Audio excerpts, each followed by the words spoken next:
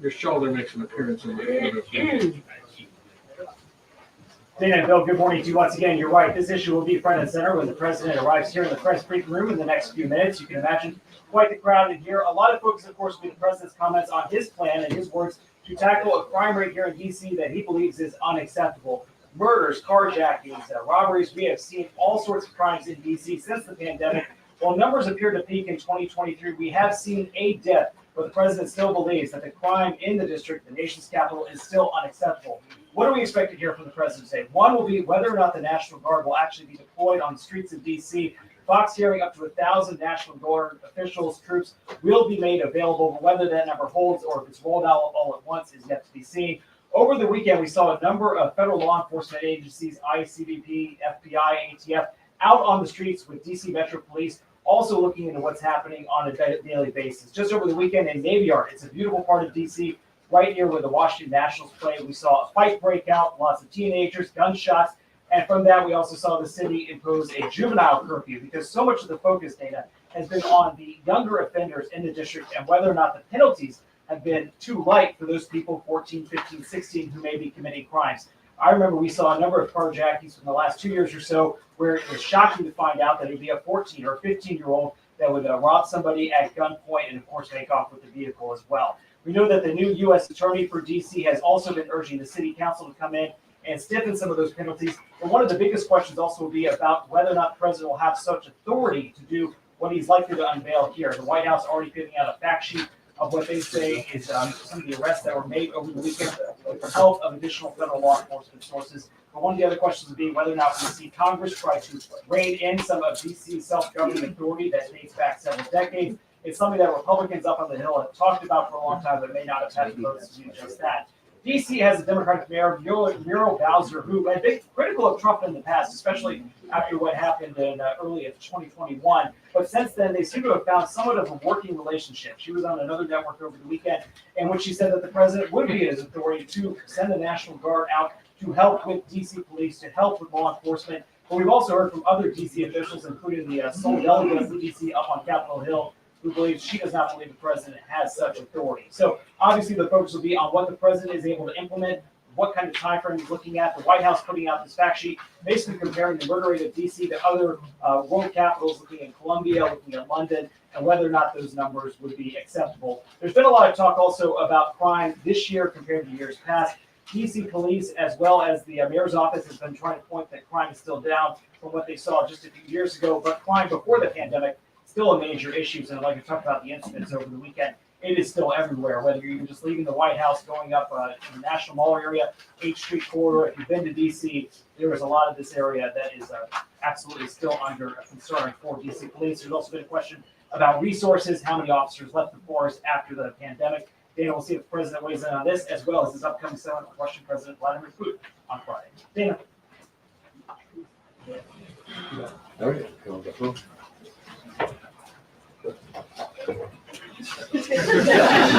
Thank you, John.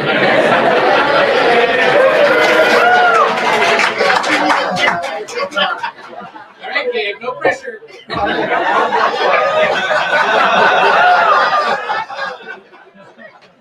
Next. Next. Next. Do it, Jim. This is what you train for. I'll watch it. Says that you can go there. I like your time. Yeah.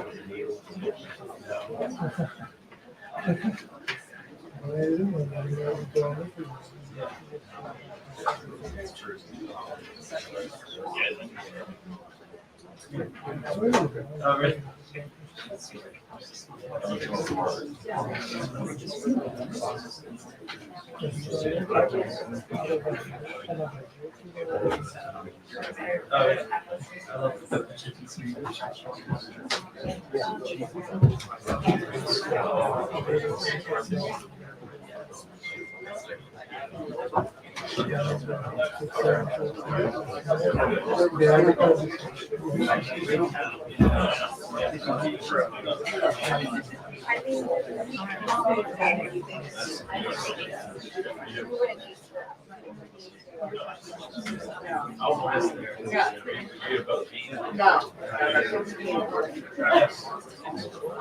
My friend is like.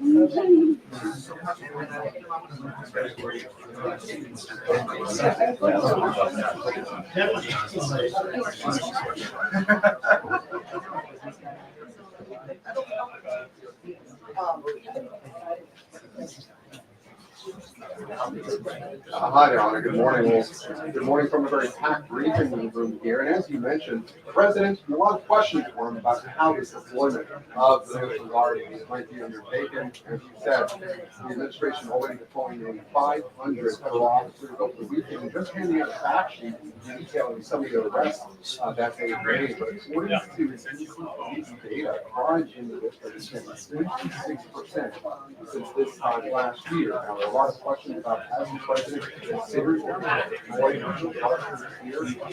There might be deployed. The mayor bought into these plans before he was posted for office. So we're waiting to hear right now in a few moments what the President plans to do with that fact sheet handed out by the administration thus far. And post on social media several hours ago, the President saying that DC will be, quote, liberated today. And of course, on it is not the only topic that we're expecting to hear from the President. Preparations are underway for the high-stakes meeting between President Trump and Russian President Vladimir Putin on a major unanswered question right now. President Zelensky be invited to that summit on Friday in Alaska. And what types of concessions might the Russians be prepared to undertake? The President suggesting that Ukraine might have to cede some territory. Of course, that is something that the Ukrainians have long said that they would not be willing to do. So that, along with many other questions, are important jobs and also the action of the President's ruling.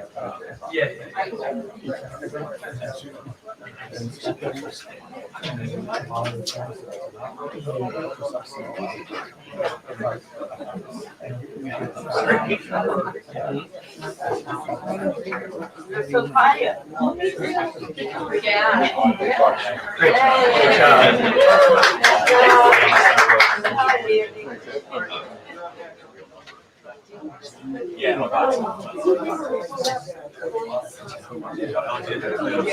I like my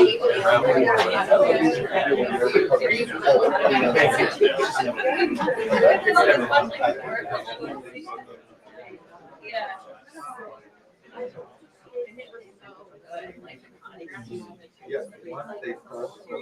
No, it's good.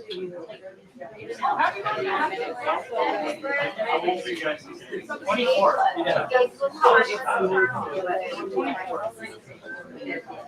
Yeah. Recording calendar, you're on it. Oh,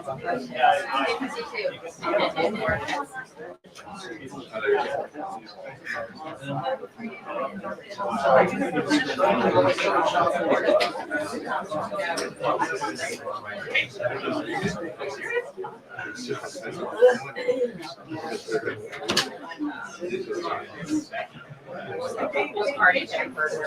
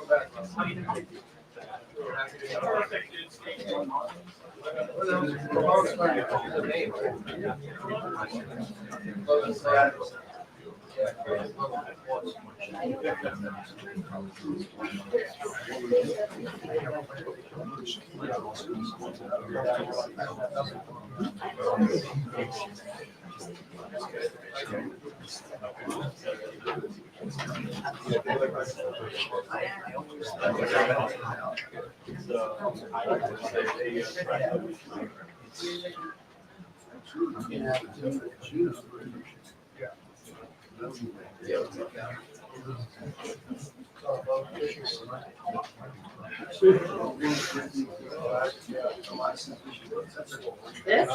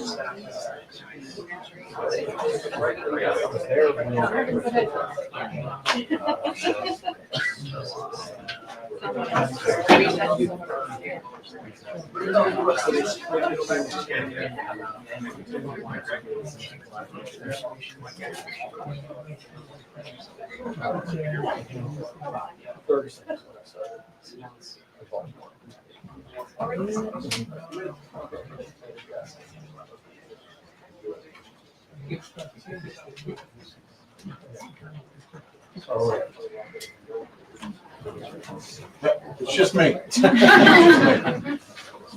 Brian. Do they look ready back there? Yeah. No. No. I'll get down there. The camera pan. I'm gonna be swimming to cover the whole room. I got you. Take get seams. Yeah, I will. They're not, it's not gonna.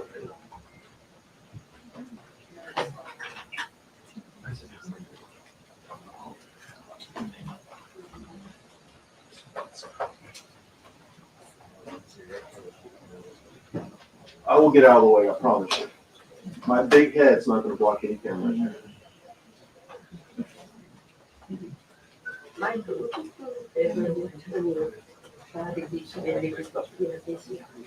Thank you.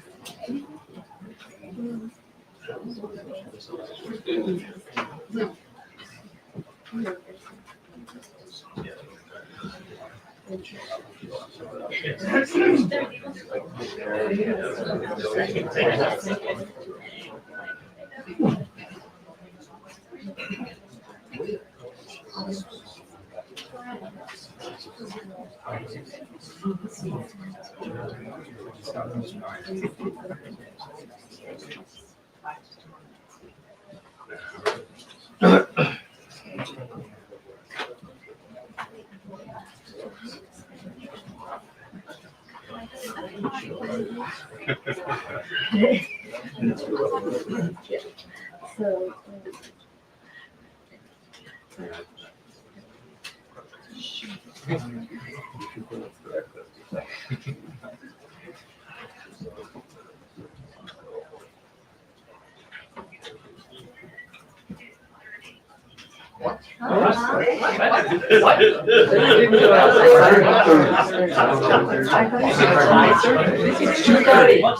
What's that?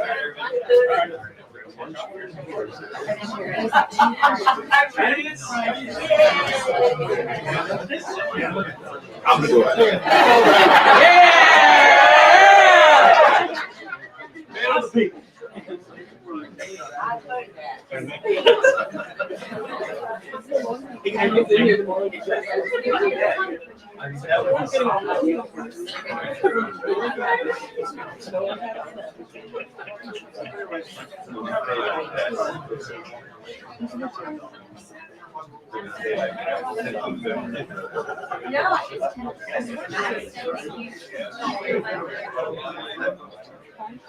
Whatever. Whatever sounded right.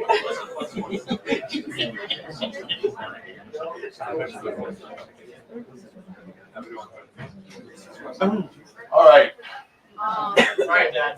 They made no official announcements, so I don't know whatever you heard is going to come from them.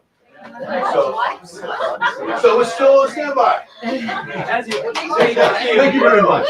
Thank you, Brian. Thank you. And everyone will love my second question today that I'm going to ask the president. They're going to love it. Everybody there will love it. They'll applaud it.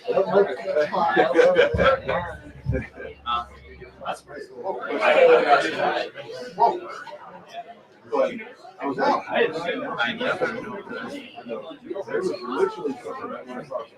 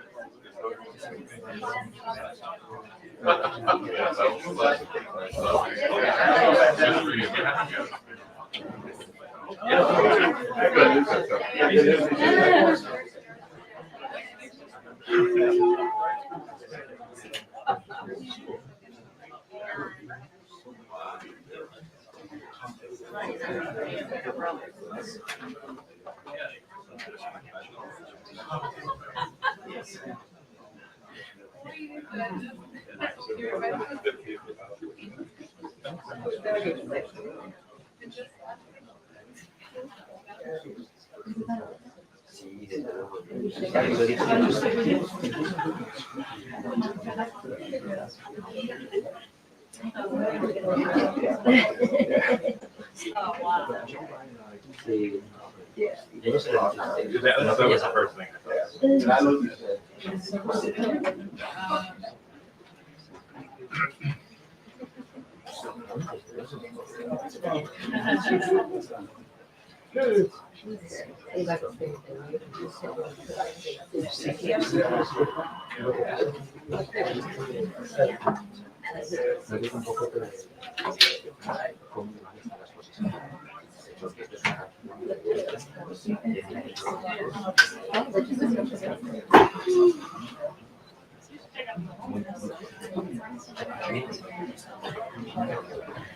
Yeah, you definitely.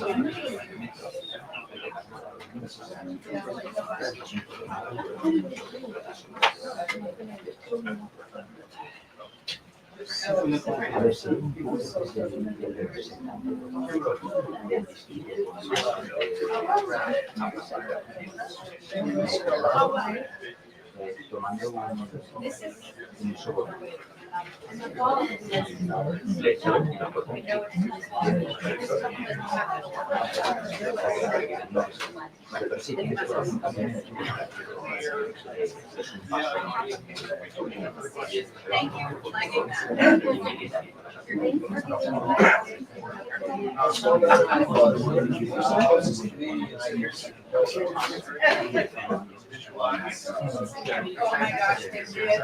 They absolutely did.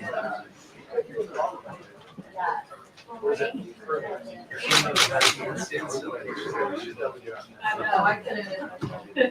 And I have.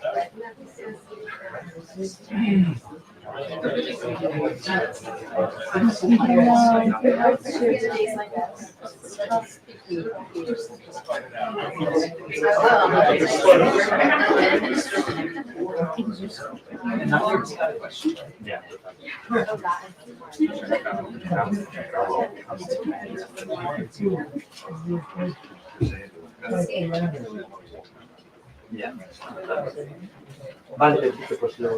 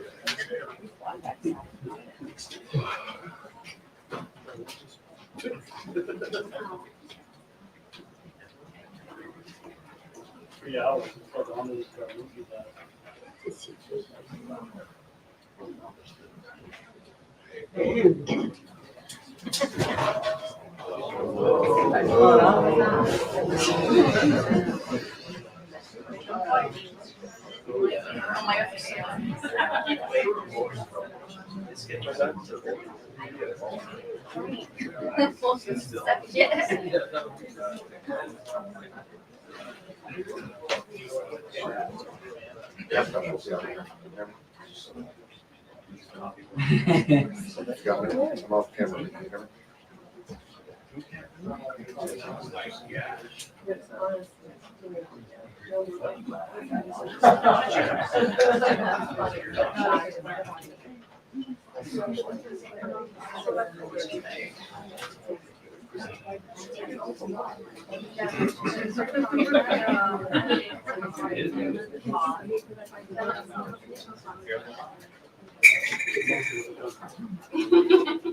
Yeah, I could check like that.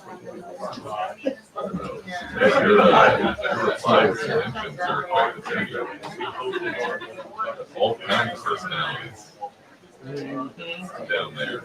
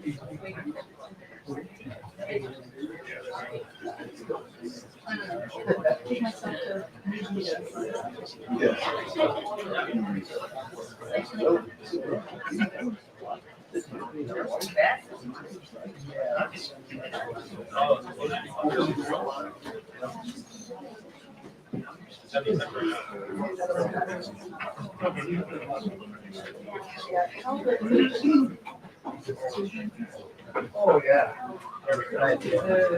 Is that better?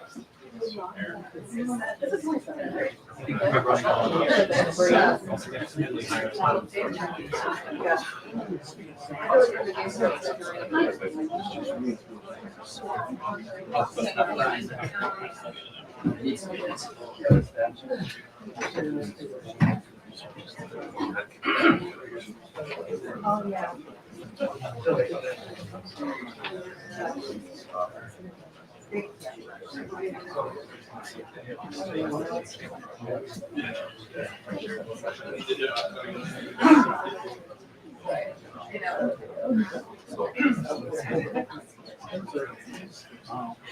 Did address that in the room.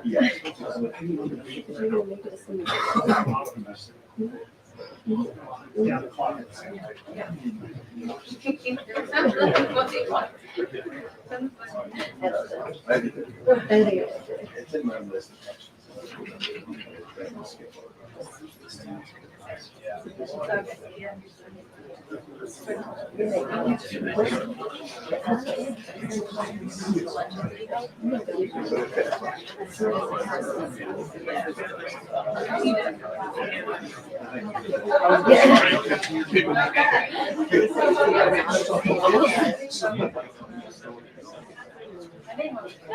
Okay. Okay.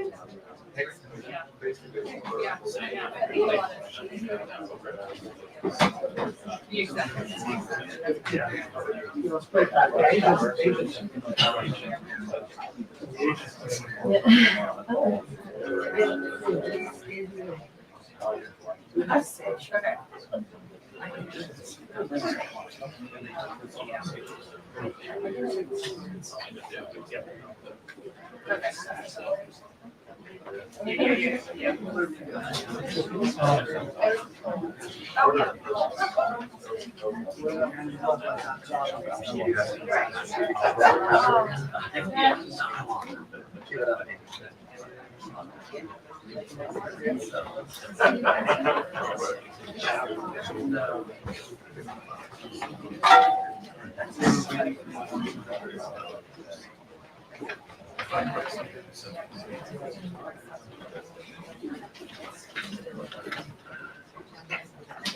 minutes until the briefing. 2 minutes.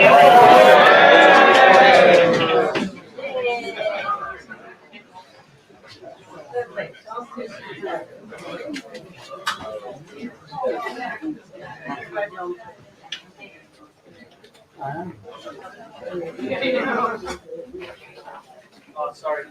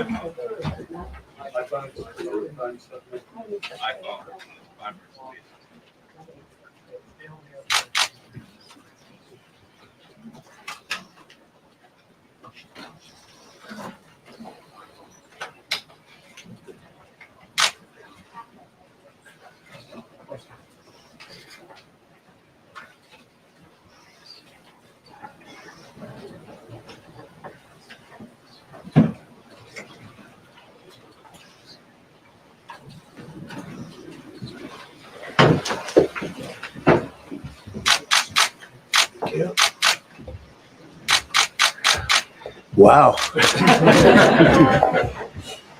I've been up here a lot. I've never seen a crowd like this. I think we need a ballroom, and that's happening. It's going to be a beautiful ballroom. This is really a lot of people, most I've ever seen in this room. And we're here for a very serious purpose, very serious purpose. Something's out of control, but we're going to put it in control very quickly like we did on the southern border. I'm announcing a historic action to rescue our nation's capital from crime, bloodshed, bedlam, and squalor, and worse. This is Liberation Day in DC, and we're going to take our capital back. We're taking it back under the authorities vested in me as the President of the United States. I'm officially invoking Section 740 of the District of Columbia Home Rule Act. You know what that is? And placing the DC Metropolitan Police Department under direct federal control, and you'll be meeting the people that will be directly involved with that. Very good people, but they're tough, and they know what's happening, and they've done it before. In addition, I'm deploying the National Guard to help reestablish law, order, and public safety in Washington, D.C., and they're going to be allowed to do their job properly. And you people are victims of it, too. You know, you're reporters, and I understand a lot of you tend to be on the liberal side, but you don't want to get mugged and raped and shot and killed. And you all know people and friends of yours that happened. And so you can be anything you want, but you want to have safety in the streets. You want to be able to leave your apartment or your house where you live and feel safe and go into a store to buy a newspaper or buy something And you don't have that now. The murder rate in Washington today is higher than that of Bogota, Colombia, Mexico City, some of the places that you hear about as being the worst places on earth, much higher. This is much higher. The number of car thefts has doubled over the past 5 years, and the number of carjackings has more than tripled. Murders in 2023 reached the highest rate probably ever. They say 25 years, but they don't know what that means because it just goes back 25 years. Can't be worse. Our capital city has been overtaken by violent gangs and bloodthirsty criminals, roving mobs of wild youth, drugged out maniacs and homeless people. And we're not going to let it happen anymore. We're not going to take it. Yeah, just like we did on our southern border. Nobody comes through our southern border anymore. 3 months in a row, we had zero. I don't know if that's right, but the people that do the work, it's a very liberal group of people, actually, and they actually said zero for the last 3 months. Nobody thought a thing like that was possible. And, when you say take a look at numbers, I just saw some charts. These are different cities throughout the world. Red is, okay, the red is a place called Washington, D.C. Look at these. Baghdad we doubled up on Baghdad. Panama City, Brasilia, San Jose, Costa Rica, Bogota, Colombia, heavy drugs. Mexico City, I mentioned, Lima, Peru, all double and triple what they are. So do you want to live in places like that? I don't think so. And I think the people in this room, if you wrote correctly, you'd see, look at the kind of numbers we have. DC, 41 per 100,000, number one that we can find anywhere in the world. Other cities are pretty bad, but they're not as bad as that. That where you want to live? The reporters of the world?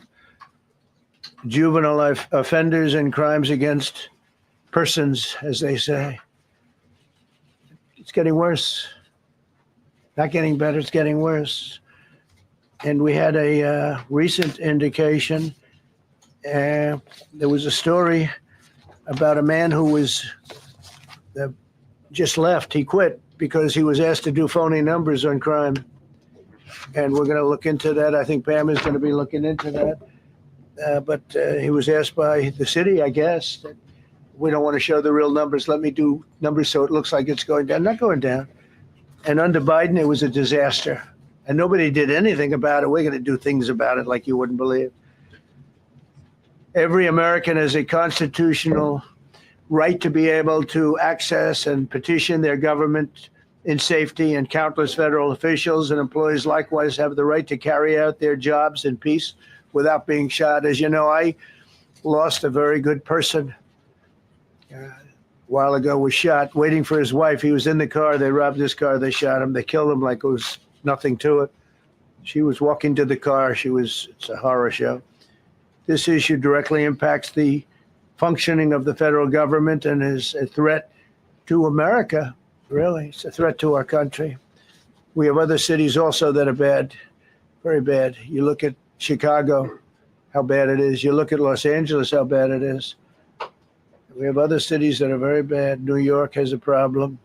And then you have, of course, Baltimore and Oakland. We don't even mention that anymore. They're so far gone. We're not going to let it happen. We're not going to lose our cities over this. And this will go further. We're starting very strongly with DC, and we're going to clean it up real quick, very quickly, as they say. Days ago, a former member of the DOGE staff was savagely beaten by a band of roving thugs after defending a young woman from an attempted carjacking. He was left dripping in blood. He thought he was dead with a broken nose and concussion. Can't believe that he's alive. He can't believe it. In June, a 21-year-old congressional intern was tragically killed after being hit by a stray bullet in a drive-by shooting. A former Trump administration official named Mike Gill, fantastic person, was murdered last year in cold blood in a carjacking blocks away from the White House. We all knew him. Great person. waiting for his wife as she was walking to the car. A Democrat congressman was also carjacked at gunpoint not far from the Capitol. And in 2023, an aide to Senator Rand Paul was stabbed in the chest and head by a demented lunatic as he walked down the street, just absolutely for no reason. Horrifically, last July 4th weekend, a 3-year-old girl was shot in the head and killed while sitting in a car near the Capitol. It's becoming a situation of complete and total lawlessness. And we're getting rid of the slums, too. We have slums here. We're getting rid of them. I know it's not politically correct. You'll say, oh, so terrible. No, we're getting rid of the slums where they live. Caravans of mass youth rampage through city streets at all times of the day. There are ATVs, motorbikes. They travel pretty well. Entire neighborhoods are now under emergency curfews. Just this past weekend, gunfire went through, and you saw that, the Navy Yard. I saw it this morning. They saw that they fought back against law. See, they fight back until you knock the hell out of them, because it's the only language they understand. But they fought back against law enforcement last night. And they're not going to be fighting back long, because I've instructed them and told them whatever happens, they love to spit in the face of the police. As the police are standing up there in uniform, they're standing and they're screaming at them an inch away from their face. And then they start spitting in their face. And I said, you tell them, you spit and we hit. And they can hit real hard. It's a disgusting thing. I've watched that for years, for 3-4 years. I've watched them. The police are standing, and they're told, don't do anything under any such. So and you can see they want to get at it. And they're standing there, and people are spitting in their face, and they're not allowed to do anything. But now they are allowed to do whatever the hell they want. This dire public safety crisis stems directly from the abject failures of the city's local leadership. The radical left city council adopted no cash bail. By the way, every place in the country where you have no cash bail is a disaster. That's what started the problem in New York, and they don't change it. They don't want to change it. That's what started it in Chicago. I mean, bad politicians started it, bad leadership started it, but that was the one thing that's central: no cash bail. Somebody murders somebody and they're out on no cash bail before the day is out.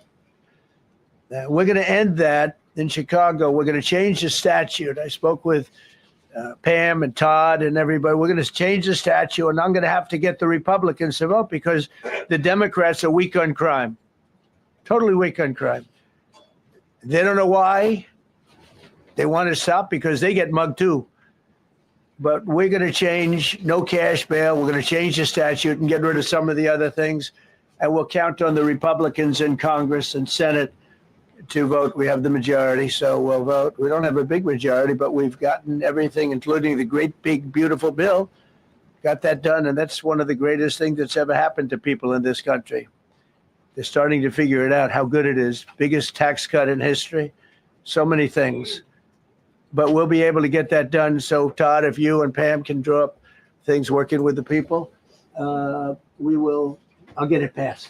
We'll get it passed with the Republicans. Probably won't get, think of this, probably won't get one Democrat vote, because they have no idea what they're doing.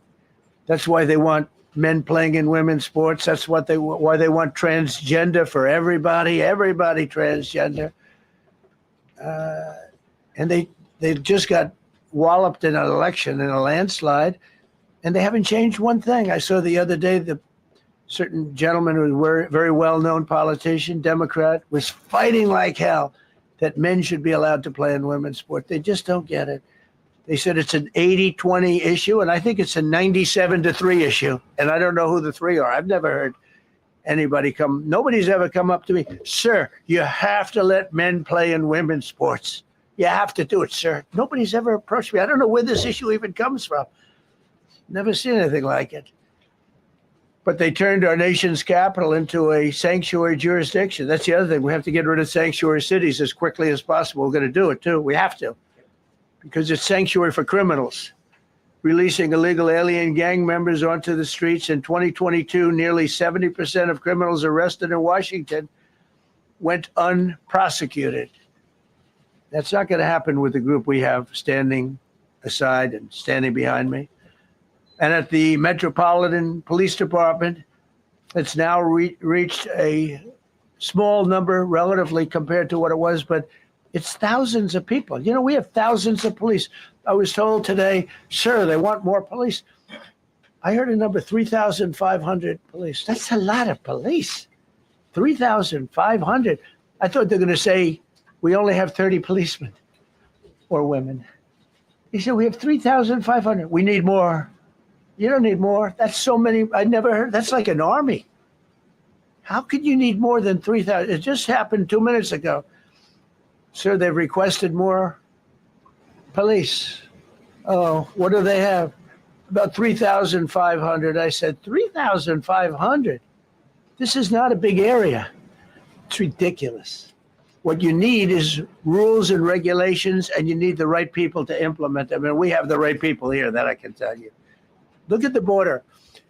Biden said there's nothing you can do. Kamala was the border czar. She never called one of the Border Patrol agents who are great. ICE is great. Never spoke to anybody.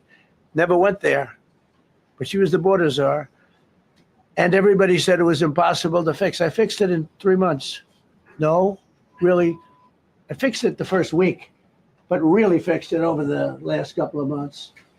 And I mean, literally to a point where, as I said, 0 illegals entering our country in the last 90 days. Pretty amazing.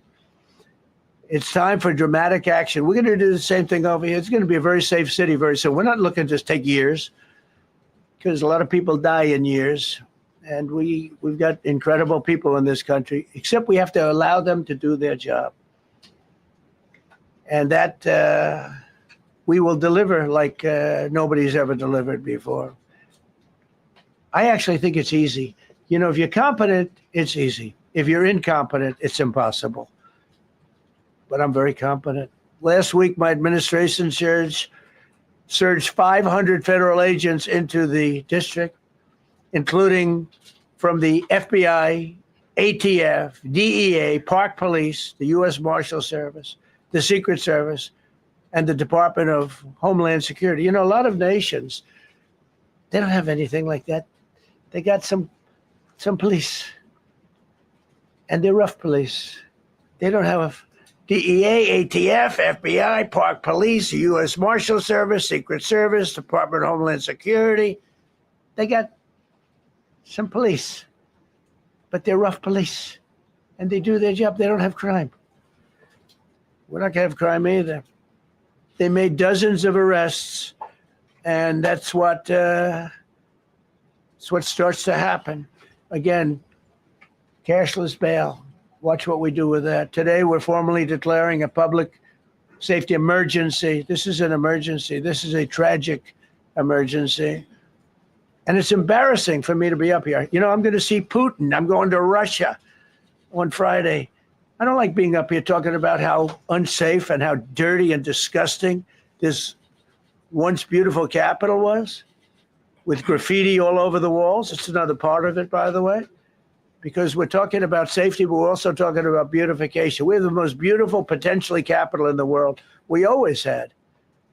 But people come from Iowa, they come from Indiana, they come and then they get mugged. Not going to happen. Keep coming, because by the time you get your trip set, it's going to be safe again, and it's going to be clean very quickly. We're going to replace the medians that are falling down all over the roads. We're going to replace the potholes. We're going to put a nice new coat of asphalt over the top. No, we don't have to rip the road out and spend 7 years building a new road because they cut everything. Because some designers said, well, we need 1/4 of an inch more turn for safety reasons. No, we're going to do it right. We're going to get it done quickly. So today we're declaring public safety emergency in the District of Columbia. And Attorney General Pam Bondi, who's fantastic, is taking command of the Metropolitan police department as of this moment. And I'll be making the appropriate notifications to Congress and to the mayor, our new DEA administrator, who's one of the top in the country. He better be Terry. If you're not, I'm going to get rid of you so fast. Terry Cole. Terry, thanks. Very good. We just got him. Most highly recommended person. And you'll be designated as the interim federal commissioner of the Metropolitan Police Department. Okay? And you run them tough. They're good. You have a lot of good people. You have people that shouldn't be there. You also have people that shouldn't be there. They got in there because of woke. But you have a lot of great police. And those people are the ones that want to help you. This city will no longer be a sanctuary for illegal alien criminals.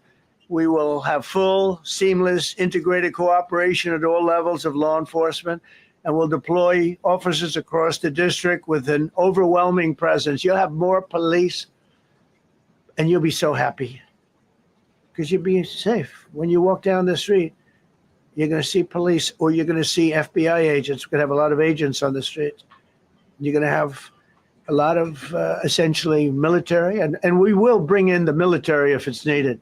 By the way, we're going to have National Guard, but Pete Hegseth will tell you about it. We will bring in the military if needed. People say, "Oh, that's so terrible. He's going to bring in." It's been used many times over the years.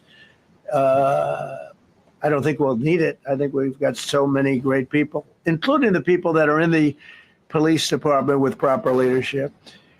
They'll immediately begin massive enforcement operations targeting known gangs, drug dealers, and criminal networks to get them the hell off the street, maybe get them out of the country, because a lot of them came into our country illegally. They shouldn't have been allowed in. They come from Venezuela. They come from all over the world. We're going to get them the hell out. They won't be here long. But some of these people, a lot of them are homegrown criminals. And these are bad people. These are rough people. And this is just a list of some of the people that were given to me today that were criminals removed from the DC streets this weekend. They were rough and tough, but we're rougher and tougher. Look at these people here. Nothing, you know, they're not going to be your local school teacher. Look at this guy. He has killed people numerous times. They're not going to be an asset. They will never be an asset to society. I don't care. I know we all want to say, oh, they're going to be rehabbed. It's not going to be rehabbed. I'm going to ask Doug Burgum to come up and say a couple of words because he's in charge, as you know. He's Interior, but he's in charge of the U.S. Park Police. And I've heard so many great things about the Park Police. They're proud of it. They've been there for a long time. Their families oftentimes grow into the roles. They love the country. They love this area. So, Doug, could you say a few words, please? Thank you, Mr. President. On behalf of the U.S. Park Police, this is the oldest federal police force in the nation. They were formed in 1791 by none other than President George Washington. They've got the awesome responsibility of protecting our nation's most sacred monuments. The National Mall, Washington Monument, Jefferson Memorial, Lincoln Memorial, Statue of Liberty, and out west, the Presidio and the Golden Gate area. These folks have tens of millions of visitors a year, the kind of people that President Trump's talking about that come from around the country and around the world to see our sacred and learn about our history and our sacred monuments. They've been doing a fantastic job, but they are so pleased, the rank and file, that President Trump is now allowing them to enforce the law. As those of you that live in the city may know, that the circles and the triangle parks that are spread throughout DC are actually federal park property. So the U.S. Park Police also have responsibility for that. These became littered with homeless camps under the Biden administration. All of you saw that. Since President Trump's executive order on March 27th, making DC safe and beautiful again, the U.S. Park Police have removed over 70 homeless camps. And President Trump also talked about beautification. They're stopping and enforcing the laws against graffiti on our monuments. They've removed over 80 specific attacks against our history with graffiti on our monuments. So they continue to do a great job, whether it's in their vehicles, on foot, or on the mounted police that you see around the National Mall. And President Trump, they thank you. The rank and file is so happy to be enforcing the law again. Thank you for your leadership. And they're excited about the announcement you're making today. Thank you. Very good. Great job you're doing. Thank you very much. Pete, could you say something about the military, if you would? Well, Mr. President, it's an honor to be here. And at your direction, this morning. We've mobilized the DC National Guard. It'll be operationalized by the Secretary of the Army, Dan Driscoll, through the DC Guard. You will see them flowing into the streets of Washington in the coming week. At your direction as well, sir, there are other units we are prepared to bring in. Other National Guard units, other specialized units. They will be strong, they will be tough, and they will stand with their law enforcement partners. This is nothing new for DOD. As the president noted, at the border, we've got 10,000 troops down there who've been operating in defense cooperation areas, defense zones, where there's zero illegal crossings because of troops on strikers scanning the border. We've been protecting other people's borders for 20 years. It's about time we protect our own.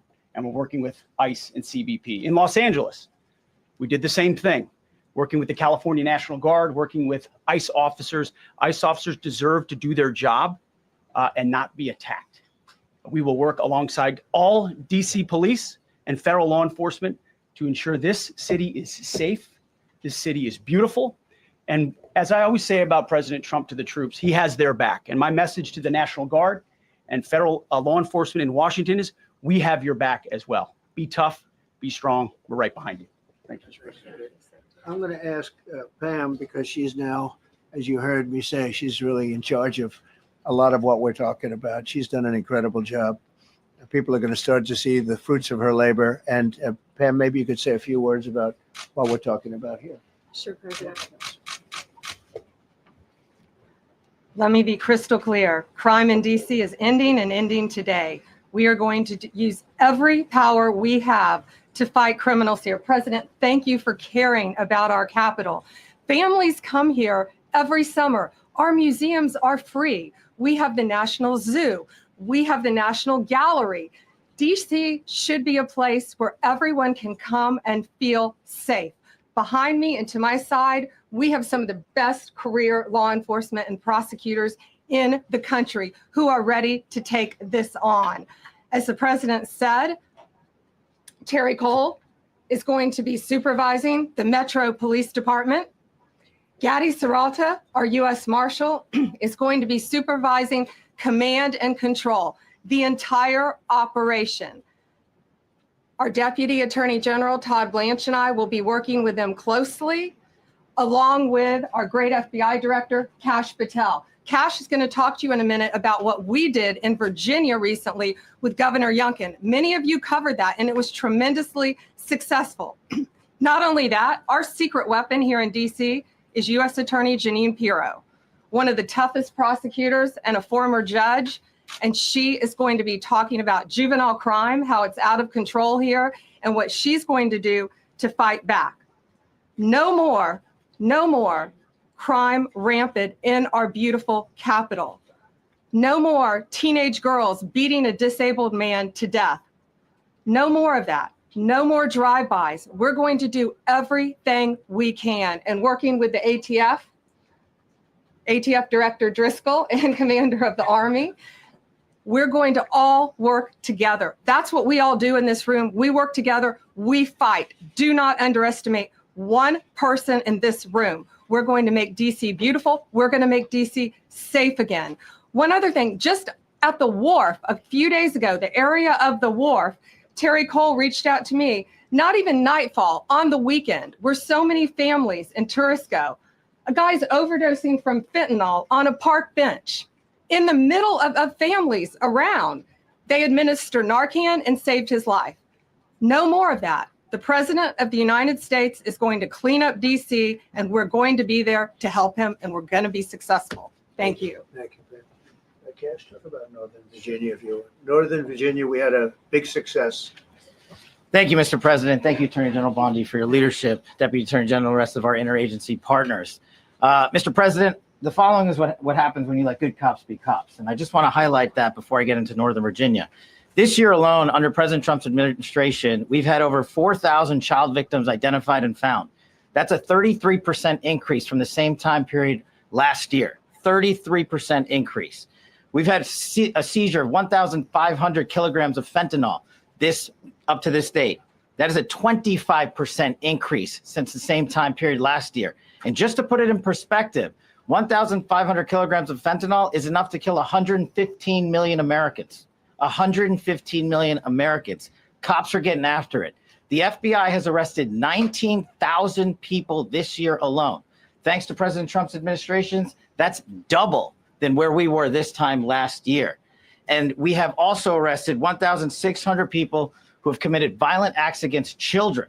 270 of them are human traffickers of children. Mr. President, this is what happens when you have great leadership at the Attorney General with Pam Bondi. Your administration's priority of protecting the homeland and protecting American citizens and protecting our children, and the murder rates are plummeting. We are now able to report that the murder rate is on track to be the lowest in U.S. history, in modern recorded U.S. history, thanks to this team behind me and President Trump's priorities.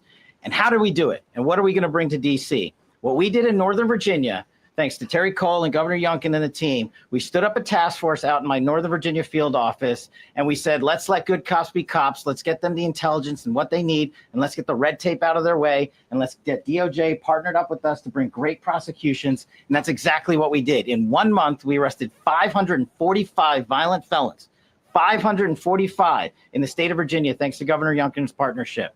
And that simplicity in law enforcement is what's coming to Washington, D.C. When you let good cops be cops, when you give them the intel they need, when you work with our Homeland Security Task Force, when you work with Terry and Gaddy and I go way back to Miami, these guys are great leaders of the respective departments and law enforcement capacities. And when you have the DOJ and President Trump driving behind this mission, we are going to clean up Washington, D.C., and we're going to do it the right way, the lawful way, and we're going to make sure Washington, D.C. is safe again. Thank you, Mr. President. Thank you, Attorney General. Thank you very much. Thank you, Cash. So the process begins right now. It actually started over the weekend. We confronted a lot of very bad people, but it's going to be something that will be pretty amazing to you as you watch it. And I think most of you say it's a beautiful thing to do it right. We're going to be removing homeless encampments from all over our parks, our beautiful, beautiful parks, which now a lot of people can't walk on. They're very dirty, got a lot of problems. But we've already started that. We're moving the encampments away, trying to take care of people. Some of those people, we don't know how they even got there. Some of those people are from different countries, different parts of the world. Nobody knows who they are. They have no idea, but they're there. Getting rid of the people from underpasses and public spaces from all over the city. There are many places that they can go, and we're going to help them as much as you can help. But they'll not be allowed to turn our capital into a wasteland for the world to see. The Metropolitan Police Department and the federal authorities will be supported in the effort, a really big effort, the 800 DC National Guardsmen that we'll put on, and much more if necessary, much more. You remember I said, I offered 10,000 once. Remember I said to a certain person, a person who I thought always was highly overrated, not very competent.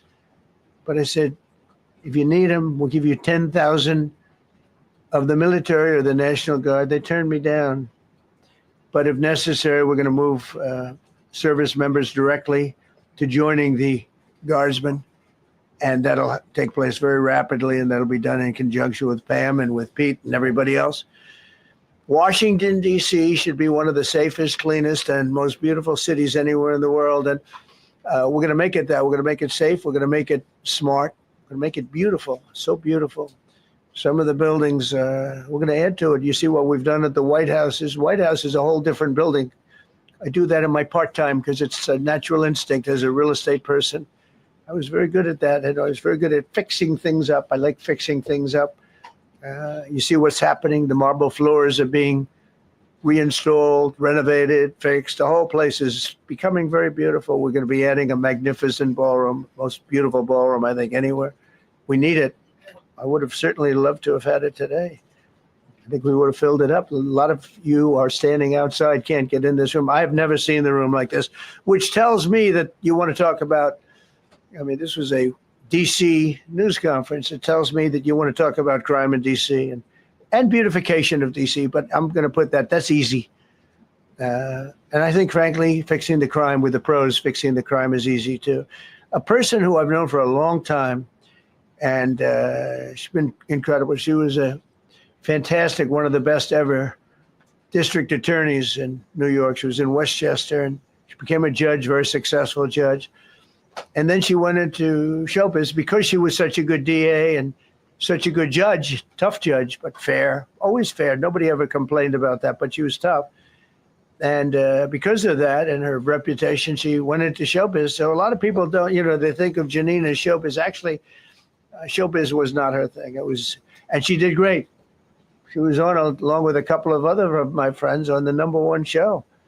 And she did great. But this is what she loves doing. This is really her baby. What she's going to do is going to be incredible. And I'd like to speak for just a few seconds on what she has in mind, what she wants to do. We're going to be appointing some judges. We have some open spots, and we're going to take people because the judges are letting killers out. They just say, go, that's okay. Don't worry about it. So we're putting some Pam recommended, Todd recommended, some judges that are great. Janine recommended. Janine's given me 3 great candidates already. We have about 10 open spots, and we can probably create some more. We need them. Janine, would you say a few words, please? Thank you very much, Mr. President, and thank you, Madam Attorney General, and to all my partners here. We all want the same thing. We all want a safe city. We want a safe capital. We want to be able to bring our families here. We want to be able to come and enjoy the history that makes this place great. And unfortunately, we are not in that position right now. And Mr. President, I want to thank you for taking the step that we need right now to make criminals understand that they are not going to get away with it anymore. And I'm not going to stand here and go over and over the cases. But what I can tell you is this. I see too much violent crime being committed by young punks who think that they can get together in gangs and crews and beat the hell out of you or anyone else. They don't care where they are. They can be in DuPont Circle, but they know that we can't touch them. Why? Because the laws are weak. I can't touch you if you're 14, 15, 16, 17 years old and you have a gun. I convict someone of shooting another person with an illegal gun on a public bus in the chest, intent to kill. I convict him. And you know what the judge gives him? Probation. Says you should go to college. We need to go after the DC Council and their absurd laws. We need to get rid of this concept of, no cash bail. We need to recognize that the people who matter are the law-abiding citizens. And it starts today. But it's not going to end today because the president is going to do everything we need to do to make sure that these emboldened criminals understand we see you, we're watching you, and we're going to change the law to catch you. And my final note is this. These kids understand that the jurisdiction is through the state attorney general, Brian Schwab. I did a poster of the young man from DOGE who was beaten bloody with a severe concussion, a broken nose. And then I did a poster of what happens to those kids because I can't arrest them. I can't prosecute them. They go to family court and they get to do yoga and arts and crafts. Enough. It changes today. Thank you, Mr. President. Thank you, Janine. You're welcome. Great job. Thank you. If I could, I just signed some executive orders. I'd like to have Will please come up and we'll let the people know what we signed. Do you want to put them down? Yes, sir. Go ahead. A short while ago in the Oval Office, President Trump signed 2 crucial executive actions to deal with the emergency crime conditions we currently face in the District of Columbia. The first of these was an executive order, as President Trump said before, invoking his powers under Section 40 of the Home Rule Act to take federal control of the D.C. Metropolitan Police Department. Along with that executive order, President Trump signed the statutorily required notification letters to Mayor Bowser and to the relevant House and Senate committee leaders. The second major executive action that President Trump signed was a presidential memorandum directing the Secretary of Defense to utilize the National Guard to address the conditions we see on our streets here in D.C. It also authorized the Secretary of Defense to work with state governors to utilize their National Guard units if necessary as well. These are bold, decisive steps intended to combat the out-of-control crime conditions we've seen on DC's streets for far too long. And I, for one, am deeply proud to be part of an administration that's finally coming to terms with these issues, sir. Thank you very much. Sir. Thank you. So, just to conclude, Washington, D.C. should be one of the safest, cleanest, most beautiful places anywhere in the world. It was years ago. We had one problem that was a pretty big problem. The radical left got out of control and they started trying to rip down statues. And I said, let's go pass a law real fast. We're going to do it real fast. But we were blocked by the Democrats who do not want safety. Nobody gets it. I don't get it. They don't get it because they can't get votes. I don't know how they can win an election with this, but they don't want safety. And I found an old statute, very old, early 1900s, that said if you so much as touch or even think about destroying a statue or a monument in Washington, D.C., you go to jail for 10 years with no probation, no anything. In other words, slightly different than we have today. Today we have cashless bail. There you get jailed 10 years. No curtailed sentence, 10 years. And we took it out. Nobody used it. It was never used because, you know, it's harsh. And you remember they started to rip down the statue of Abraham Lincoln. I said, that's a tough one to rip down. He was pretty good, Pam. I think he was pretty good. When the ropes started going around Abraham Lincoln to pull him down, Andrew Jackson, others, and they were heading to the Jefferson Memorial, Thomas Jefferson. They're going to do a big number there. I said, it's time.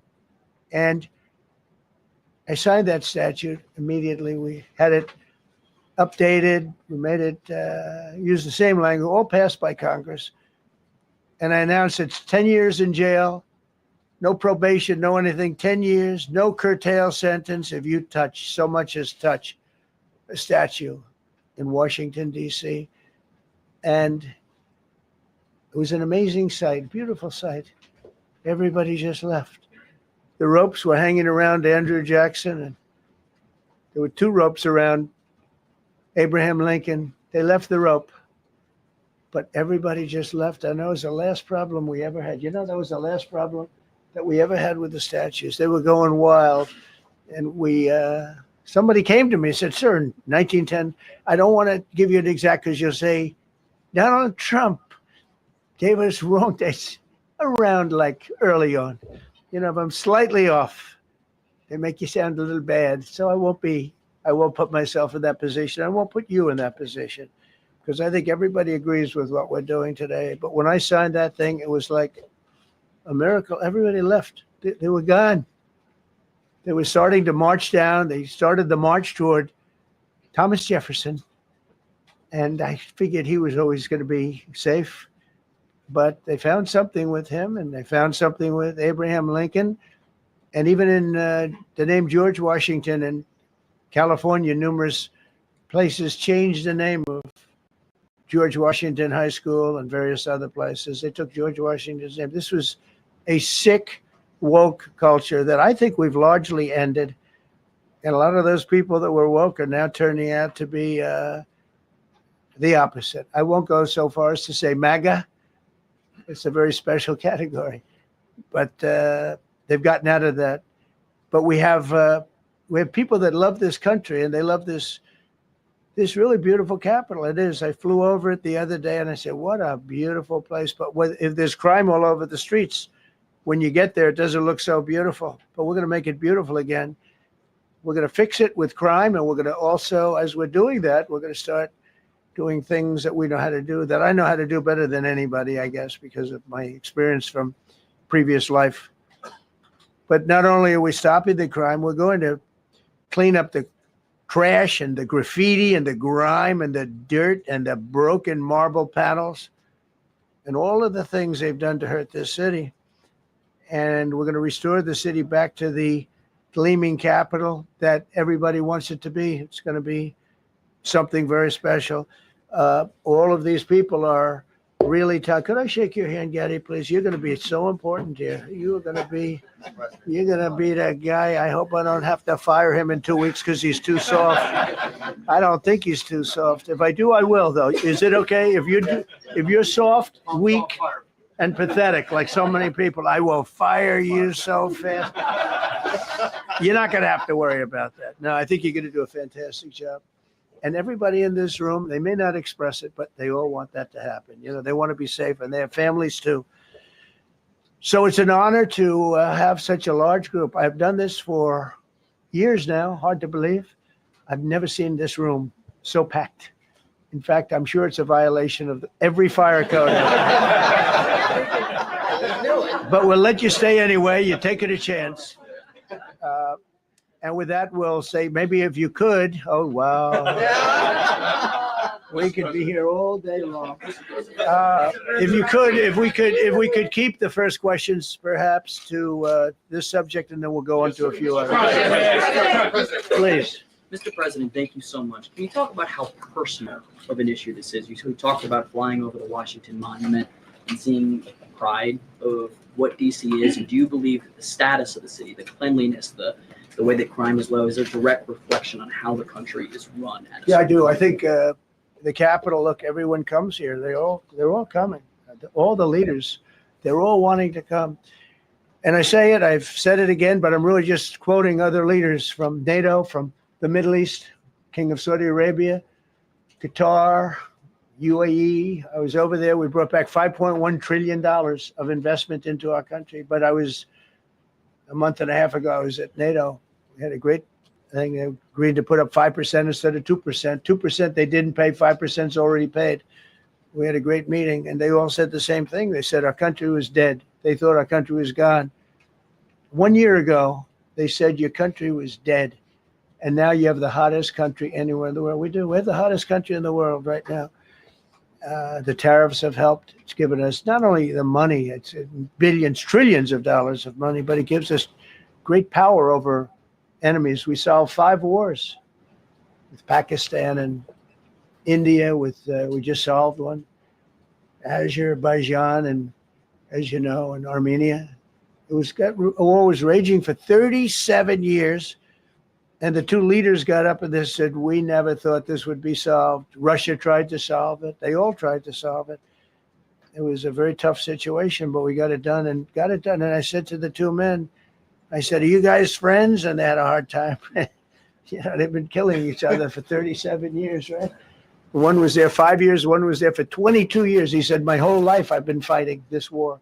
And you got it solved. But we did many of those. We did in the Congo and Rwanda. That's been going on for 30 years. 8 to 9 million people killed that they know of, but it was raging, and we got that solved. We got a lot of them done. It's a great honor. But you want to have, when they come, the leaders come to our country to sign documents that the war is over or whatever, or for other reasons. They come for trade. And you want them to come through so beautifully. You ride down those roads, everything should be perfect. You shouldn't have medians falling down into the roadway. Median, the metal things that are always, somebody had a great lobbyist, because I've never seen them look good. I've been looking at those things with the little, right? They're always broken and bad, but here they're really bad. And we're going to either put new or fix it. And it's not expensive. It's not really expensive. And we're going to fix our roads a little bit. We're going to clean up our sidewalks. You have countries where every Saturday, the people go out and they wash their sidewalks in front of their stores or their houses. They scrub their sidewalks.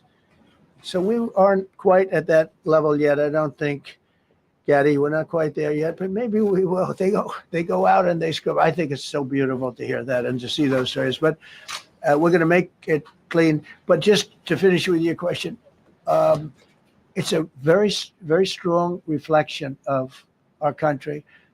And when they see a bad city, my father always used to tell me, I had a wonderful father, very smart. And he used to say, son, when you walk into a restaurant and you see a dirty front door, don't go in. Because if the front door is dirty, the kitchen's dirty also. Same thing with the Capitol. If our Capitol's dirty, our whole country is dirty, and they don't respect us. So it's a very good question. Mr. Actually. President, sorry. Question for you on the specific issue. Do you expect more cities to follow DC's path if this goes through? So the idea is that Chicago, LA, San Francisco, would they expect similar action what we've seen in DC? And the other question, sir, there's reporting that the administration is going to reclassify marijuana. Would that send mixed messages that if marijuana is okay, some drugs are okay, but we're trying to clean up crime? How do they go hand in hand? We're only looking at that. That's early, but somebody reported it, which is fine. We're looking at it. Some people like it. Some people hate it. Some people hate the whole concept of marijuana because if it does bad for the children, it does bad for people that are older than children. But we're looking at reclassification, and we'll make a determination over the next few weeks.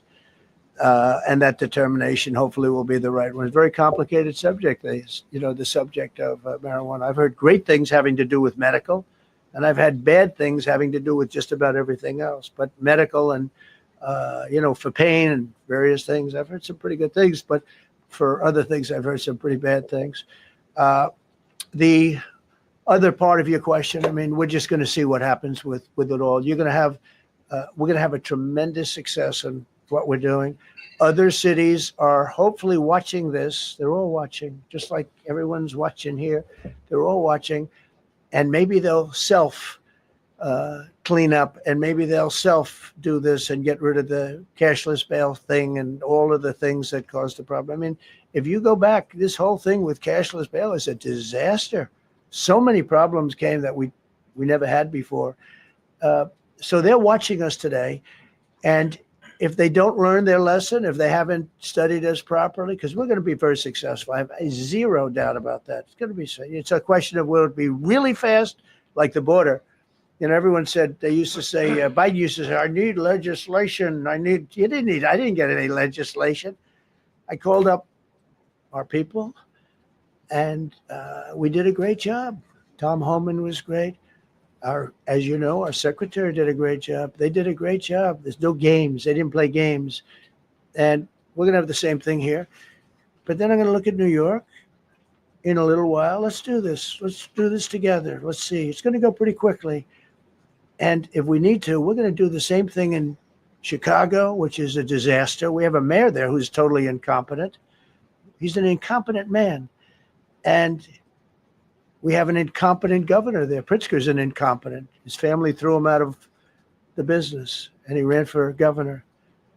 And now I understand he wants to be president.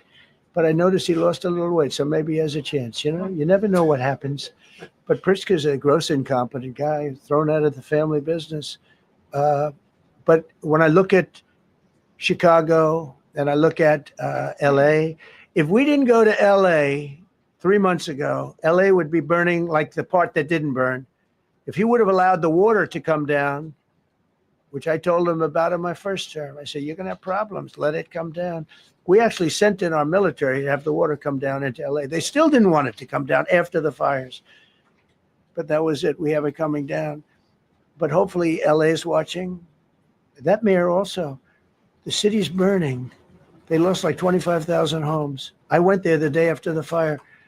You were there, and I saw people standing in front of a burned down home. It was, their homes were incinerated. They weren't like, even the steel was literally, it was all warped and literally disintegrated because of the winds and the flame and the whole thing, like a blowtorch. They were standing on this beautiful day, maybe a couple of days after.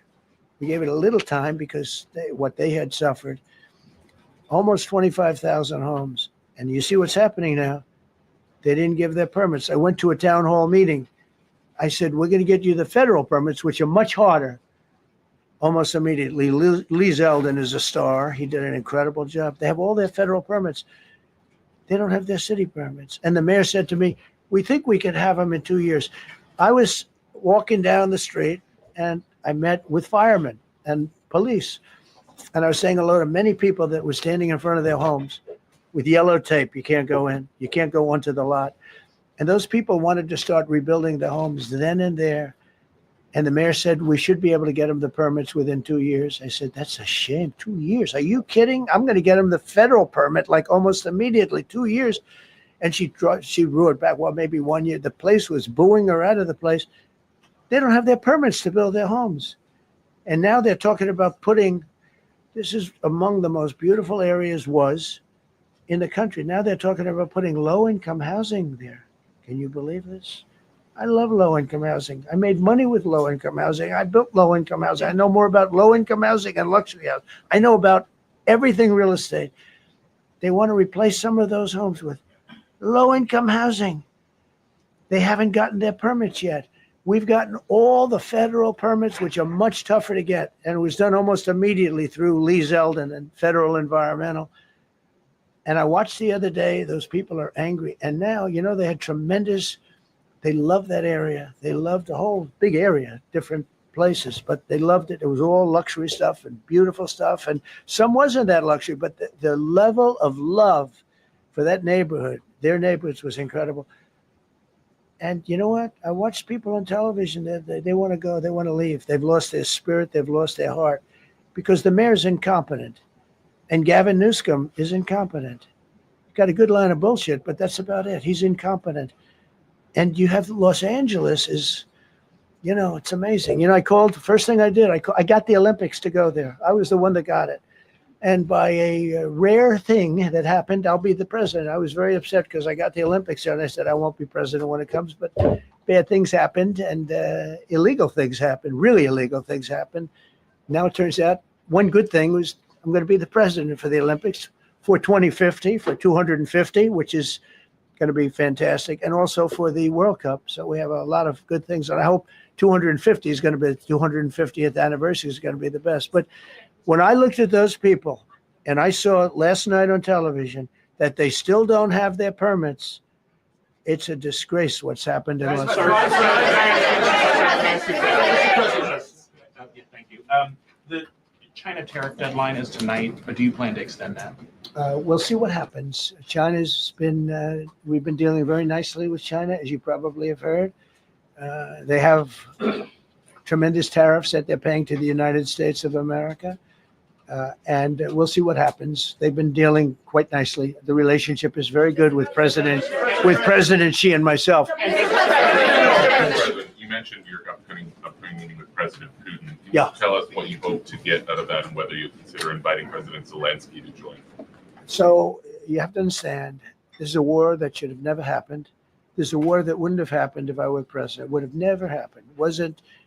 It was the apple of his eye. I got along very well with President Putin. But if you look, under President Bush, they took a lot of territory. Under President Obama, they took a lot of territory. Under Biden, they essentially took the whole thing. It's just a question of time. Under Trump, you know what they took? Nothing. I was the one that said, you can't build your pipeline. That was half built. I came in, I stopped the pipeline. It's called Nord Stream 2. Nobody knows that, Nobody ever heard of Nord Stream 2. You might have not even heard it. Biggest pipeline in the world. I stopped it. I was not a friend of Russia, but I got along well with Putin. It's always good to get along with other countries if possible, but that doesn't mean you roll over like Biden did. Biden came in and he immediately approved the pipeline. I couldn't believe it. Then they say Trump wasn't tough on Russia. I wasn't tough. I was the toughest. Putin said, if you're not tough, I would hate like hell to see you. I stopped the biggest economic development job, the biggest job that Russia had ever built. I stopped it. It was dead. And this low IQ president came in and he let them build the pipeline and supply oil and gas all over Europe, So this is really a feel-out meeting a little bit. And President Putin invited me to get involved. He wants to get involved. I believe he wants to get it over with. Now, I've said that a few times, and I've been disappointed because I'd have like a great call with him, and then missiles would be lobbed into Kiev or some other place, and you'd have 60 people laying on a road dying. I said, that's cold. But it's a violent war. 5,000 to 7,000 people a week are dying. And there's nobody from here. They're all Russian and Ukrainian people and some people from the cities, much smaller number, but still those missiles do damage and they kill a lot of people. But mostly soldiers. And they're young soldiers, although in the case of Ukraine, they're getting much older. They're drafting 60-year-olds now. It's a terrible thing to witness. And I think I have an obligation. Look, this is Joe Biden's war. This is not my war. I made a deal with NATO a month ago. You covered it very accurately, actually. We don't pay anything anymore. We're not paying anything. They are buying things from us, and NATO is paying us. I got it raised from 2% of GDP to 5%. And they're paying us for everything that we send. We're not paying. But Biden approved $350 billion. Europe has spent $100 billion. The money that's been spent and the death is incredible. It's the worst thing that's happened, by far the worst that's happened since World War II. So I'm going in to speak to Vladimir Putin. And I'm going to be telling him, you got to end this war. You got to end it. And he wasn't going to mess with me. This war would have never happened. We had a discussion about it one time, and we never had that discussion again. Would have never happened. And when the election was rigged, and then Biden took office, which was barely took office, the auto pen took office, bad things started happening. Bad things, stupid things were said. And it ended up in a war. And and I don't believe this will happen anymore because I have that pretty well covered. This could end up in a third world war. This could have been a third world war. I don't think that's going to happen now. But I thought it was very respectful that the president of Russia is coming to our country as opposed to us going to his country or even a third party place. But I think we'll have constructive conversations. Then after that meeting, immediately, maybe as I'm flying out, maybe as I'm leaving the room, I'll be calling the European leaders who I get along with very well. And, I have a great relationship, I think, with all of them. And I get along with Zelensky, but, I disagree with what he's done. Very, very severely disagree. This is a war that should have never happened, wouldn't have happened. But I'll be speaking to Zelensky. The next meeting will be with Zelensky and Putin, or Zelensky and Putin and me. I'll be there if they need, but I want to have a meeting set up between the two leaders. I was a little bothered by the fact that Zelensky was saying, well, I have to get constitutional approval. I mean, he's got approval to go into war and kill everybody, but he needs approval to do a land swap because there'll be some land swapping going on. I know that through Russia and through conversations with everybody for the good of Ukraine. Good stuff, not bad stuff. Also, some bad stuff for both. So there's good and there's bad. But it's very complex because you have lines that are very uneven. And there'll be some swapping. There'll be some changes in land. And the word that they will use is, they make changes. We're going to change the lines, the battle lines. Russia's occupied a big portion of Ukraine. They've occupied some very prime territory. We're going to try and get some of that territory back for Ukraine. But they've taken some very prime territory. They've taken largely ocean, in real estate, we call it oceanfront property. That's always the most valuable property. If you're in a lake, a river, or an ocean, it's always the best property. Well, Ukraine, a lot of people don't know that Ukraine was largely 1,000 miles of ocean. That's gone. Other than one small area, Odessa, it's a small area. There's just a little bit of water left. So I'm going to go and see the parameters. Now, I may leave and say, good luck, and that'll be the end. I may say this is not going to be settled. I mean, there are those that believe that Putin wanted all of Ukraine. I happen to be one of them, by the way. I think if it weren't for me, he would not be even talking to anybody else right now. But I'm going to meet with him. We're going to see what the parameters are. I'm then going to call up President Zelensky and the European leaders right after the meeting, yeah. And I'm going to tell them what kind of a deal. I'm not going to make a deal. It's not up to me to make a deal. I think a deal should be made for both. I think Russia has to get back into building their country. It's a massive country. I think they have 11 time zones, if you can believe it. It's a massive, it's by far, from the standpoint of land, it's by far the largest. They have tremendous potential in Russia to do well. They're not doing well. Their economy is not doing well right now because it's been very well disturbed by this. It doesn't help when the president of the United States tells their largest or second largest oil buyer that we're putting a 50% tariff on you if you buy oil from Russia. That was a big blow. And then they say, gee, he wasn't so tough. Nobody else would have done that. And I haven't stopped there. I mean, look, I was all set to do things far bigger than that, but I got a call that they'd like to meet, and I'm going to see what they want to meet about. I'd like to see a ceasefire. I'd like to see the best deal that could be made for both parties. You know, it takes two to tango, right? So ultimately, I'll have a meeting next week. I had a great relationship with him, considering the fact that, I was not nice to him because of the pipeline. I ended the pipeline. I also gave the javelins. Do you ever hear of a javelin? Javelin is called a tank buster. They say that Obama gave them sheets and I gave them javelins. If it weren't for me, all those tanks that were destroyed at the first days of the war because the tanks got stuck in the mud, some commander made a better. They would have been in Kiev in 4 hours going down the highway. But a Russian general made a brilliant decision to go through the farmland instead.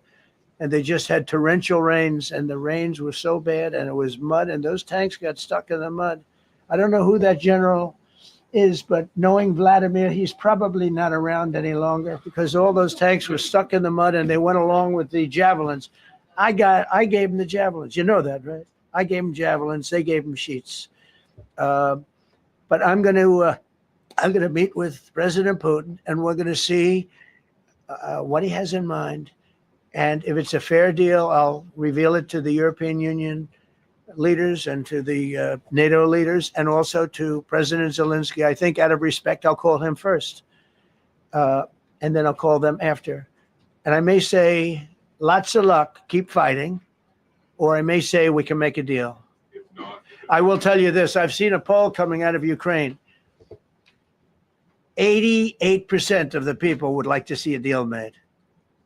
And if you go back 3 years, everybody was gung-ho for war. Everybody's gung-ho for war until you have it.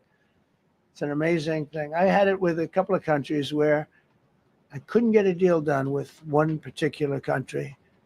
And I just couldn't. The guy's great. He's a friend of mine. Great. Good leader. Tough as hell. I couldn't get the deal done. And then he went into war for a short period of time. You know where I'm talking about. First term. And it was nasty. Guys being killed all over the place. And he went through 1 week of war, and I was able to get the deal done. He said, this is nasty. Yes, please. Yeah, just to follow up on what you were saying there. First of all, Volodymyr Zelensky is not invited on Friday? He wasn't a part of it. I would say he could go, but he's gone to a lot of meetings. He's been there for 3.5 years. Nothing happened. And what is the definition? I mean, do you want somebody that's been doing this for 3.5 years? What's the definition of a good deal? I'll tell you after I hear what the deal is, because there could be many definitions. You're talking about a very large and complex situation. Now, I tell you, the war that I just settled with Azerbaijan and with, as you know, in Armenia was almost as complex as this one, having to do with routes, trade. Meeting on Friday with Vladimir Putin. Well, we're going to have a meeting with Vladimir Putin, and at the end of that meeting, probably in the first 2 minutes, I'll know exactly whether or not a deal can be made. How will you know that? Because that's what I do. I make deals. Yeah, please, go ahead. Yeah, thank you, Mr. President. I'm going to ask you 2 questions, one about China, one about Russia, if I could. On China, your administration agreed to send the most advanced or advanced NVIDIA and AMD chips. No, obsolete. No. Obsolete chip. Well, and then 15% of the You mean profits the come back. 20s? No. This is an old chip that China already has. And I deal with Jensen, who's a great guy, and NVIDIA. The chip that we're talking about, the H20, it's an old chip. China already has it in a different form, different name, but they have it. Or they have a combination of two will make up for it and even then some. Now, Jensen's a very brilliant guy, and Jensen also has a new chip, the Blackwell. Do you know what the Blackwell is? The Blackwell is super duper advanced. I wouldn't make a deal with that, although it's possible I'd make a deal, a somewhat enhanced in a negative way Blackwell. In other words, take 30% to 50% off of it. But that's the latest and the greatest in the world. Nobody has it. They won't have it for 5 years. But the H20 is obsolete. You know, it's one of those things, but it still has a market. So I said, listen, I want 20% if I'm going to approve this for you, for the country, for our country, for the U.S. I don't want it myself. You know, every time I say like 747, I want, yeah, for the Air Force. So I just wanted. So when I say I want 20, I want for the country. I only care about the country. I don't care about myself. And he said, would you make it 15? So we negotiate a little deal. So he's selling a essentially old chip that Huawei has a similar chip, a chip that does the same thing. And I said, good, if I'm going to give it to you, because they have a, they have a stopper, what we call a stopper, not allowed to do it. It's really known as a restrictive covenant. And I said, if I'm going to do that, I want you to pay us as a country something, because I'm giving you a release. I released them only from the H20. Now, on the Blackwell, I think he's coming to see me again about that. But that will be a unenhanced version of the big one. Like, I don't know if you know it, we will sometimes sell fighter jets to a country and we'll give them 20% less than we have. You know what I mean, right? That's the same. So on Russia, do you see a time, Mr. President, when there could be normal trade between the U.S. and Russia? Should your meeting go well? Should there be peace? I do, yeah. Russia has a very valuable piece of land. If Vladimir Putin would go toward business instead of toward war, you know, it's a warring nation. That's what they do. They fight a lot of wars. A friend of mine said Russia's tough because they just keep on fighting. They beat Hitler, so did we. And they beat Napoleon. You know, they've been doing this for a long time. I asked a question to a very, very smart man that some people like and some people don't like. Viktor Orban, right? From Hungary, the head of Hungary. And he's in that same area and knows the two countries very well. I said, this was before Biden didn't do anything to get us out of it. He could have gotten us out of that. It would have never happened. I said, so can Russia be beaten by Ukraine? He looked at me like, what a stupid question. He said, Russia's a massive country and they win their country and they win their life through wars. They fight wars. That's what they do. He said, China beats you with trade. Russia beats you with war.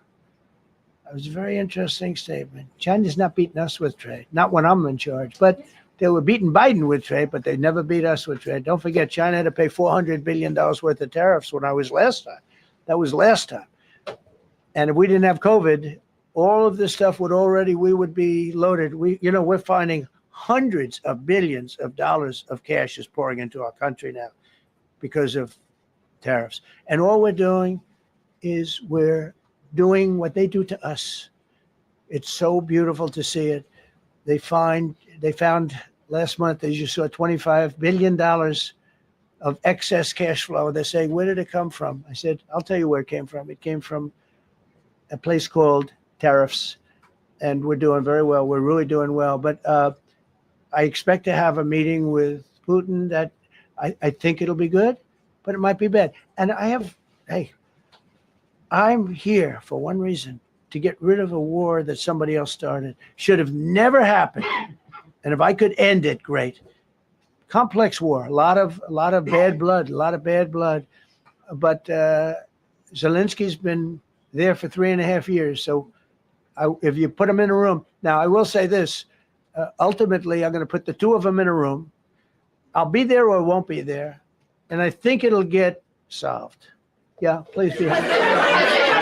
Thank you, Mr. President. Excuse me, I'm going to suggest, because do you have any other questions on DC? Because I don't want them to be, wait.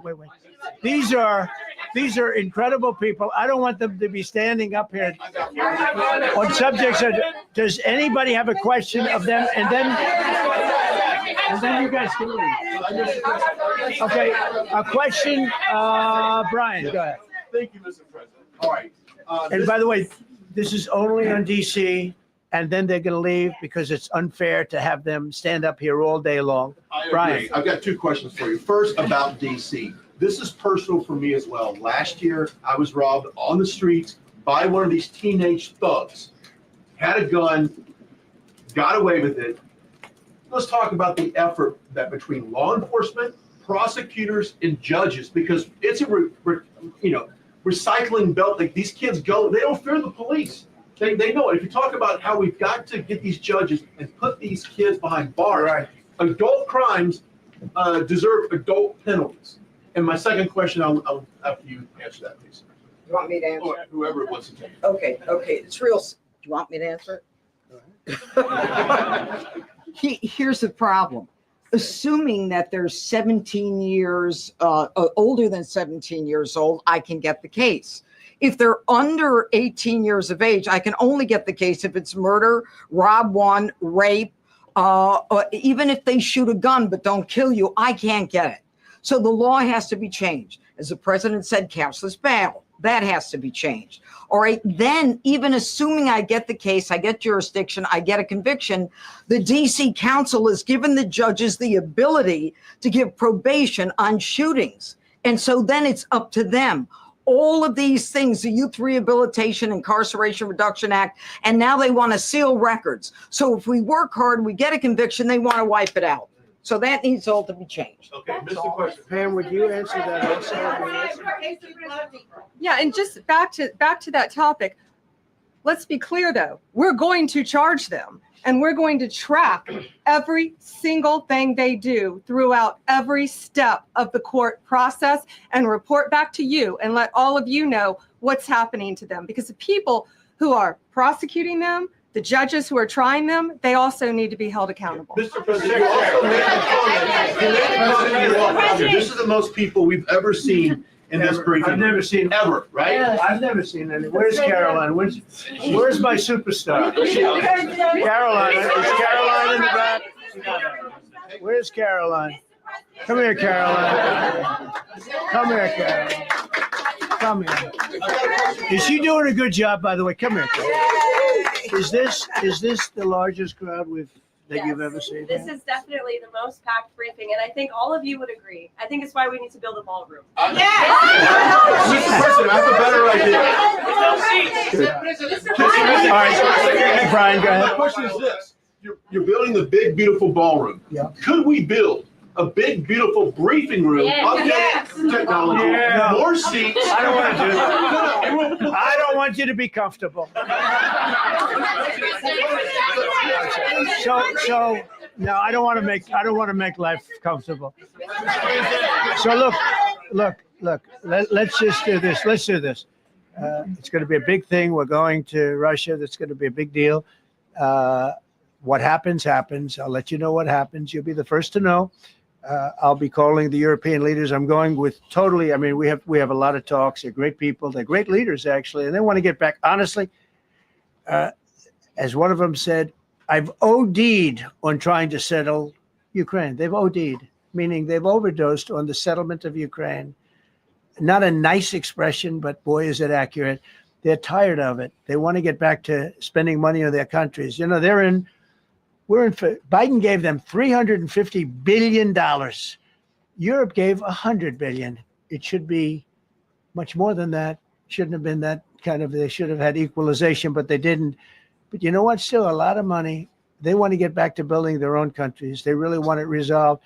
My relationship with the European leaders, as you saw, is extremely good. It's perfect. It's beautiful. Wait.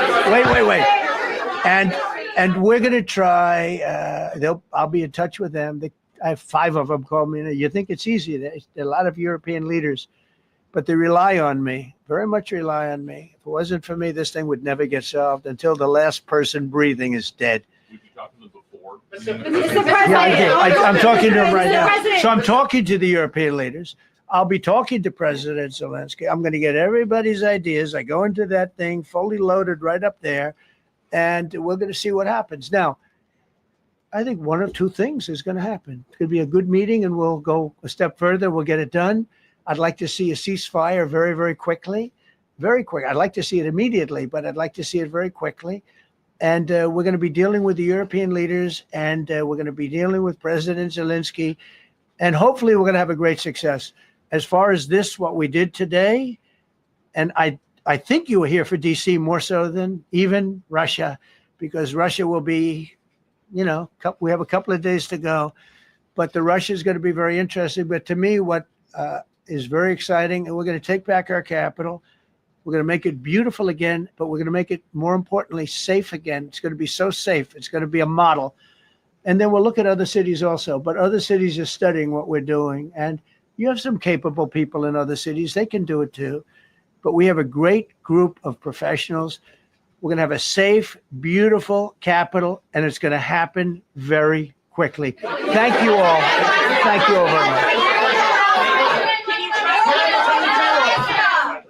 The Justice Department appeal the Epstein decision today, Mr. President. How long will the takeover of DC police last?